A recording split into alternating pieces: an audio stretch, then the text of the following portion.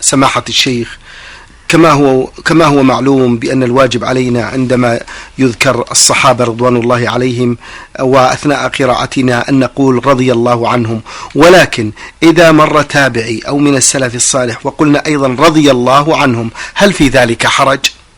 ليس في هذا حرج إذا قال رضي الله عنهم عن المؤمنين ولو كانوا من التابعين أو أتباع التابعين، لكن اشتهر العرف بين أهل العلم الترضي عن الصحابة والترحم على من بعدهم، والأمر في هذا واسع والحمد لله. فإذا ذكر الصحابي قال رضي الله عنه، وإذا قيل التابعي وغيره من أهل العلم والأخيار والمسلمين قيل رحمه الله، ولو قيل رضي الله عنه فلا حرج والحمد لله، كله طيب.